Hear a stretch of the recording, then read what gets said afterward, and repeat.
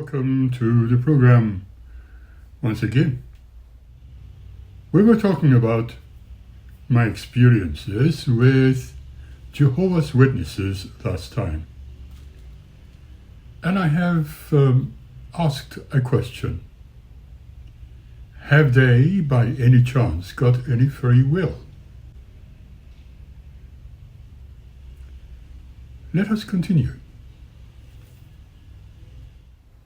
They play with words when they cannot admit that they are enslaved to their uninspired governing body. The issue of Watchtower advises you, if the idea of living in a world where bad things will not happen to good people appeals to you, why not make it your aim to learn more about the true God and His purpose by studying the Bible? It sounds very appealing, does it not?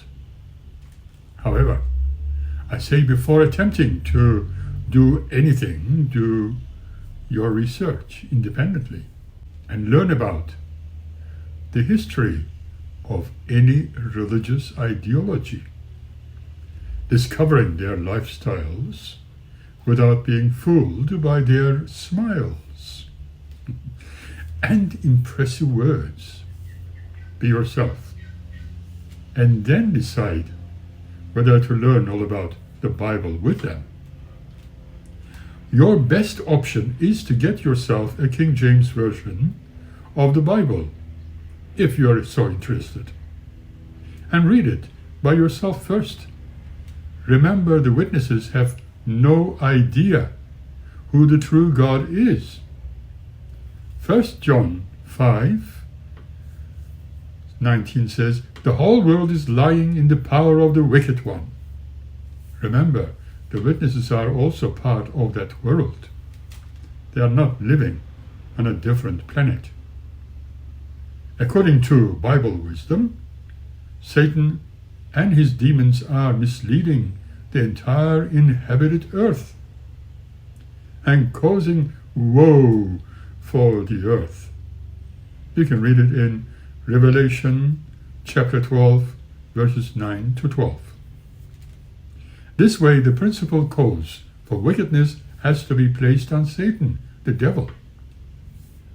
Are Jehovah's Witnesses really so righteous while boasting about it? According to their teachings, only one force is capable of boasting about its own existence, and that one is what they perpetually oppose. Perhaps they should apply more caution about what they attempt to teach and who they condemn. After all my personal experiences throughout the years, I realized that none of my Jehovah's Witness friends were genuine. They were blindly sucked into a divine publishing company without realizing, and did neither cared for anything else, nor wanted to know about the reality of things. They never consider how they have hurt so many people, not even wanting to know, sacrificing dearest members of their families to a satanic cult by shunning them, and offering their children as a sacrifice to an evil deity who they are led to believe is Jehovah, by not allowing blood transfusion when desperately needed. Well, anyway, that was the case. In reality, they were not my friends, not even to themselves or the world. My real friends were those who accepted me as I was without trying to change me or being critical of my looks or how I dressed. A word of advice from me as a friend of humanity: and not a follower of the devil. Contrary to what the real evildoers consider is this: be yourself. Be confident and strong. Do not be tempted by the tempters going house to house and door to door, as they used to, preaching about the supposed word of God. Remember Jesus' words about the last days and false prophets? Be very discerning. Do not fall into the trap of abandonment and feel guilty for being a human. Be yourself. If you have experienced disfellowshipment, strive to find like-minded people and talk with them about your innermost feelings. Know that you are never alone. Rejoice, for you are now free from the darkness, bondage, and the devil's clutches. Be free, laugh, frolic, and dance. You are free to be you. Shun no one in your lives, for it is truly evil. Be at peace with yourselves. Let me now take you back a little in time. Despite having endured awful circumstances with him and with my supposed friend, I traveled to Egypt and Peru with Damon, whereas I desperately needed time to be alone, to reinvent myself in the real world and create some meaning in my life. However, Damon never respected my needs as a human being and even wanted to shoot me, or at least hoped to force me to go down on my knees and ask his forgiveness for whatever reason only he dreamt of. Discovering he was hitting his head against a brick wall, for we had applied for a restriction order from the police. He allegedly became miserable and very frightened, as he later claimed. After a while, he tried threatening me that things would get ugly. I believe this was his way of begging me to meet him, for he probably did not know anything else other than his traditionally threatening ways. As I said before, despite the advice of some friends, I was unwilling to face him, but eventually met him at Cafe Siena on Chapel Street. He expressed his supposed regrets, and we started meeting on a seemingly friendly basis, sharing food at specific restaurants once more. Call it courage if you like, but I will still call it absolute stupidity on my part. It really felt as if some of my friends wanted me to end my life in a drastic manner, because one could never trust somebody like him. Never.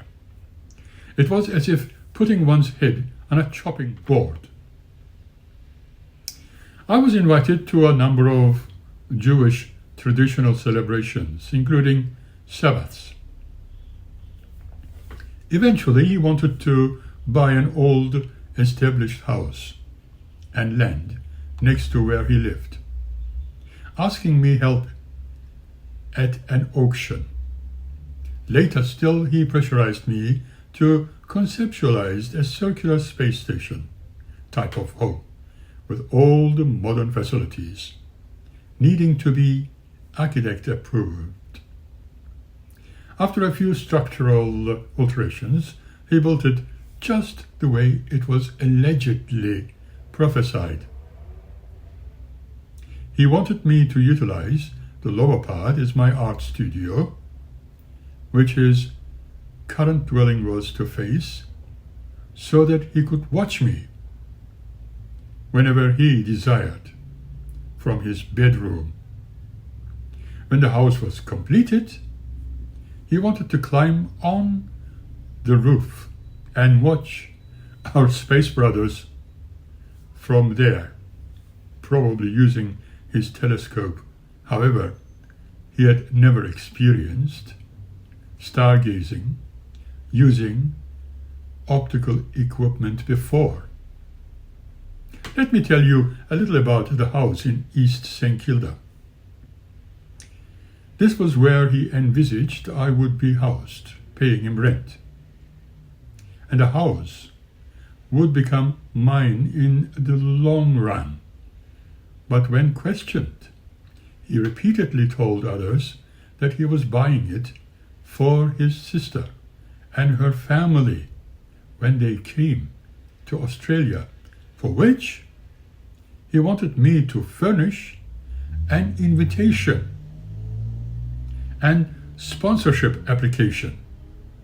Once the house was established, he demanded that I move out from Springvale, for, as he claimed, he felt very sad about seeing me live there. On top of this, he did not like my old furniture, wanting to have everything replaced. And when he needed to do the important shopping, he insisted on asking advice from Christy about what to buy, for she, being a woman, had to know what a bachelor like me needed. In truth, it was so ugly when I was completely ignored, as if suffering senility and not knowing what I wanted. When at the department stores, he totally ignored all my suggestions about what I wanted to get regarding furniture, chairs, kitchen table, and fridge. Very quickly, and without any thought, we had to choose anything, whether it matched or not. Everything I said and pointed to was disregarded, for he was in a hurry to roll joints with his boys. His desire for me not to have anything to do with the authorities was also surprising. He did not want me to apply for any interim assistance from any government department, and suggested that we make lots of money through spiritual work like Christy did. He said that if I conducted meditation sessions for his hand-picked associates, perhaps even doing some channeling, he was going to pay me wages. He was very cautious where authority is concerned and did not want to be found out.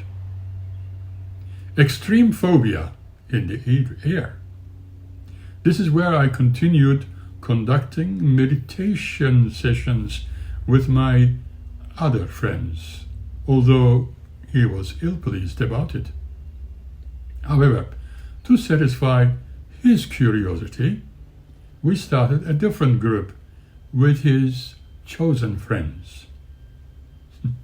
A lawyer, accountant, actor, and businessman. And alas, this is where I have been forever interrogated by everyone for long periods of time, questioning me about my integrity and challenging me to prove the reality of UFOs. But I was never interested in promoting anything like that. Obviously, the idea was promoted by Damon to his friends, and I was unaware of what he was purporting. I had no choice other than play just another game, hoping this would soon come to an end, because they literally used to drain me, during which my creativity was badly affected. I conducted mind over matter experiments to the surprise of those select guests. I encouraged them to take photographs of their own choosing when frequenting my place, and additional images became apparent, astounding them. They were all very keen to please Damon, as if he was their boss. Maybe he was. Damon respected me only because of my having met Shirley MacLaine, the silver screen star. He never respected my needs, forever hindering me from undertaking any creative work, such as cinematography and wedding photography. In effect, forcing me to do only spiritual work, as he understood it, while constantly telling me I was going to be very, very rich. Several times I spoke a number of key words for a specific purpose when privately conducting meditation classes with my other friends. Words which contained secret codes. Alas, to my dismay, I discovered Damon repeating them later without being present. That made me very suspicious about him having bugged my residence so that he could listen to what I said or did. Later still, I became aware of Rosemary's words when listening to his radio in the car. Upon my inquiry, one of his associates discreetly told me all about it, begging me in great trepidation not to say anything to him.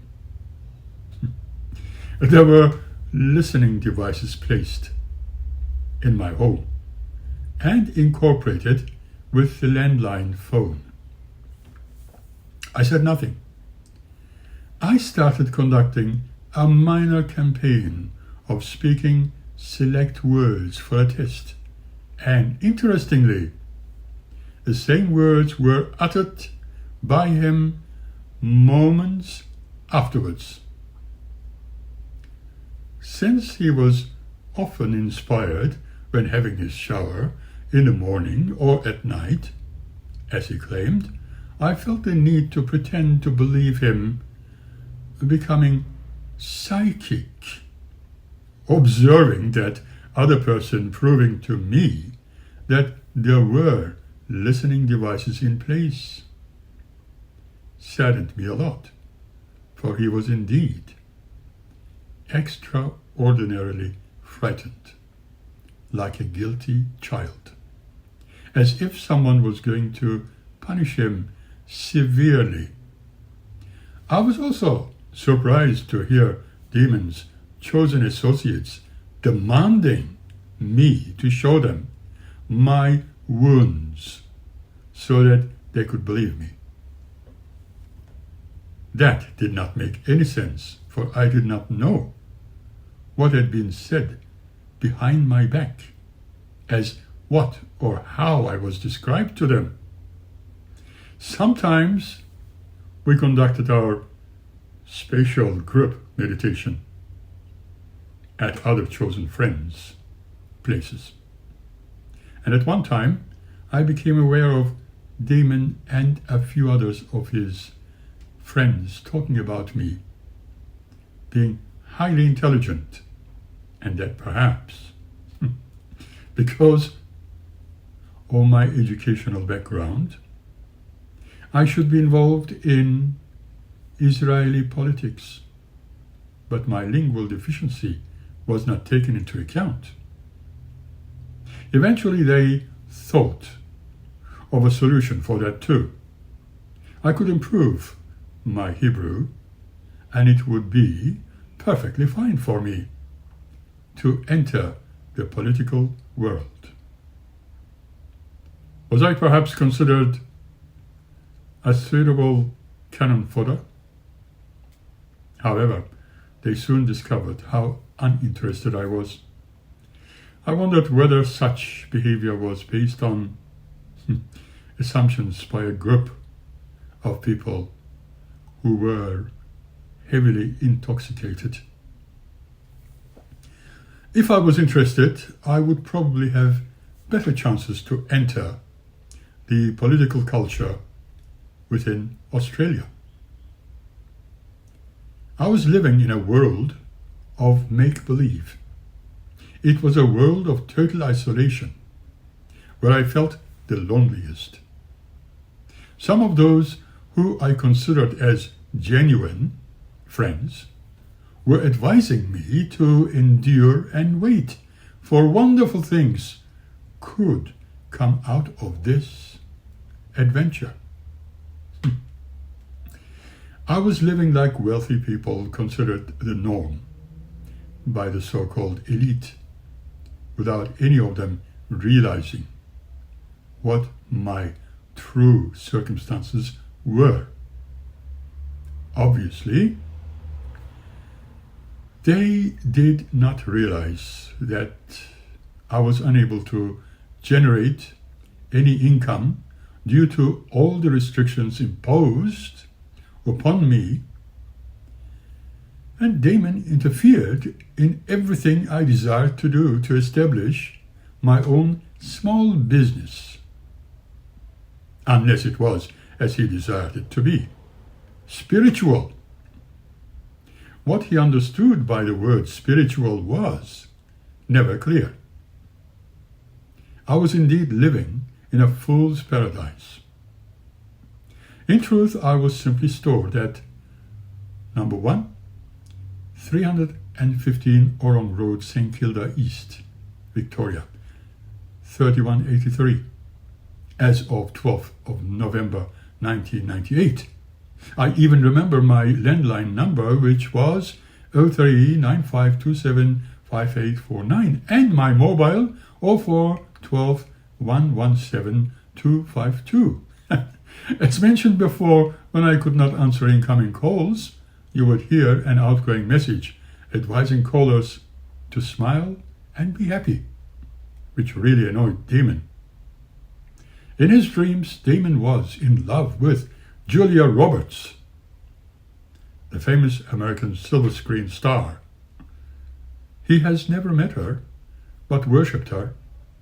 His first daughter apparently looked like Julia, and he hoped that she too would one day become famous. He often asked me if I could find Julia's address so that he could be in touch with her. I believe Julia could be contacted through the International Creative Management, 8942 Wilshire Boulevard, Beverly Hills, CA 90211 USA. However, did he know how Julia would react to him? Did he know how best to contact her? He even demanded that I write to her on his behalf. And life continued.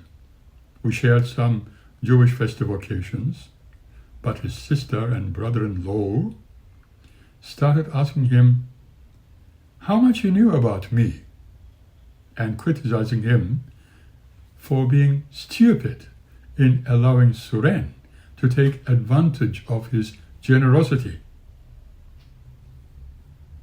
So he started to question me even more, often repeating his sister's words about who I was and why he needed to assist me. He told me that we hardly knew each other, querying if I was taking advantage of him, thus obliging me to remind him of his insistent promise to help me, knowing that I would eventually buy the house he generously purchased for his sister and forcing me to move into. I believe his accountant, relatives, and associates also helped him to consider that Suren was a foreigner and his sister and family did not need to be living in a rental property. Observing his changing and worsening attitude, I began to look for alternatives. During one of the last private sessions we conducted at his place, I had a very strange feeling, as if he was intending to get rid of me, as he assumed that I was not in trance, instead answering his completely illogical questions, seemingly inspired by his guardian angel. After the session, he told me he suspected that I was not truly talking to him under a hypnotic trance, as if I was obliged, and that perhaps I was pretending to channel, but I never wanted to do it in the first place due to the warning signals and not being desirous to be physically harmed. I certainly did not know what his intentions were from one moment to the next, and felt like a sitting duck. I decided from then on never to conduct any such private sessions, let alone any trance-based channeling. A few weeks before, he gave me a large quantity of dry hemp in large plastic bags as payment, telling me that it was of excellent quality. It was so clear now that he expected me to make money by selling those hallucinogens on street corners. He told me nothing other than paying me with such items, and I decided to put them in protective tubes and hid them for later times with the purpose of presenting them to the authorities while making sure his fingerprints were not affected. I was going to do so if he attempted to harm me, but a long time later, together with my friends, we destroyed it, as I did not want anything to do with Damon or his associates. About this time, I was surviving on monies received from my meditation groups in a minimalistic way, and whatever assistance I was able to receive from the relevant government department, apart from my sessional lecturing. Before things eventually went out of hand, he wanted me to design signage for one of his petrol stations and employed an Indian gentleman named Ashok, after asking my opinion about what our so-called spirit friends and his guardian angel, Mr. Magoya, thought about it. I always made sure that everybody followed their own hearts, therefore avoided influencing their decisions, but the $500,000 he lent to this person disappeared overnight due to his gambling habits, which Damon did not know about. After sacking him and feeling sad about Ashok, he bitterly complained and told me the poor man and his family had no place to go, living on the streets. He told me I should have known him better, and told him all about this long before Ashok's employment by him, and that perhaps I should experience the same and know what it is like living on the streets. That was devastatingly shocking as I pondered on my previous lifestyle when living on the streets. It was nothing new, but it sent shivers along my spine nevertheless. Damon repeated his words. Professore, you must understand that one needs to blame somebody else. Shortly after, he kept bitterly complaining about why I was not under hypnotic trance the last time I channeled, demanding that I should come clean. He was going to give me a call early in the morning for me to answer him why I was allegedly pretending. Understandably, I was extremely perturbed. I could not sleep that night, for yet again being accused of telling lies, and spoke to Joan and Rosemary. It really felt that some evil beings of the invisible realm were adamant to destroy me completely and would not let go ever since my marriage to Magda and undesirable involvement with the witnesses. Although very critical, there was a time that I almost believed there were curses and blessings fostered by superstitious belief systems, but was calmed with the knowledge that there was always a logical explanation. In the morning, remembering Damon once asking me why I never shouted and told anybody off when angry, and that he would not mind if I did so to him, for we were all brothers, and he would certainly not worry about something like that. I contemplated that perhaps he needed that sort of treatment to understand me. Maybe he would be able to understand his own treatment of others. As he promised, he called, asking me to come clean about my grave sins against him by pretending to channel, not linking him with the invisible realm. I did not care for anything anymore, for I just had enough. So I raised my voice, just a little, and told him what the fuck he thought of himself, that he should command everybody the way he did.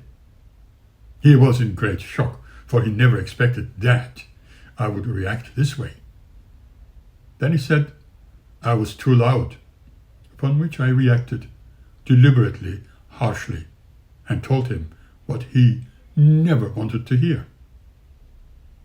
After putting the phone down, I contemplated that he would most certainly ask me to move out in order for me to experience what Ashok had. I needed my friends to keep me company, as I did not want to be tempted to commit an untenable action, for under such levels of stress one could behave erratically. Accordingly, Joan, Rosemary, and Wilbur came that morning, and as per my desperate need, I spoke with them. They were all in agreement that I should move out. Maybe I should once again store my belongings and stay at a friend's place until other accommodation became available. I was not in a position to pay a deposit for something like that during that period of time, not even having any food. I was literally starving in reasonably luxurious accommodation, which was meant to accommodate Damon's sister anyway. I felt like an excess, not needing to be there. Joan advised me to leave all my furniture Damon wanted to replace behind, taking only the personal necessities. She also reminded me of many of us having once survived on cardboard boxes. And we could do the same again, if necessary. That did not appeal to me, for I had my share of misery before. Since all the furniture was to replace my worn-out ones when I moved to East St. Kilda, I was entitled to keep what was mine. Damon called me to come clean again, telling me that we were now at war and one of us had to go. I told him I was prepared to go without further consideration and thanked him for all his wonderful friendship. I had certainly learned a lot from him. He repeated my words and told me to move out, taking all the furniture with me.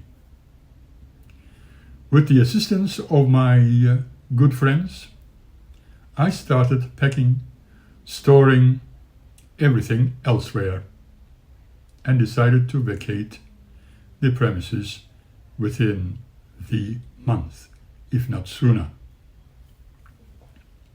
While busying myself with the usual chores, I remembered how my dear son Claude once visited this place with his then European girlfriend, admiring the double brick house with double glazed windows. He was professionally happy with them, for they also had little beads in between to stop excess noise from outside. He was listening to extremely loud music in his four-wheel drive, avoiding his sister Annette's dwelling when driving to places like Ripon Lee, near the ABC studios. When questioned why he was driving this way while I was seated in the back, he answered me saying, "You know why." I still don't know, but ignored it. However, I was so surprised by him suggesting to his girlfriend that his dad was going to pay all the wedding expenses at that lovely historic site. Did he know or care what I was going through at the time? We kept removing my belongings and cleaning the place. Not with my son. A week later, Damon rang telling me to leave all my furniture, all my belongings, and all my clothing behind. When I left, after he had spoken to his accountant. At this time, he had already wiped my name from our supposed partnership as a business, and his accountant's secretary advised me to just let him go and live my life without worrying about any of them. I decided to furnish a legal document with the assistance of Rosemary, who was knowledgeable about legal issues and hand-delivered it to Damon's solicitor with the house keys when I vacated his sister's home.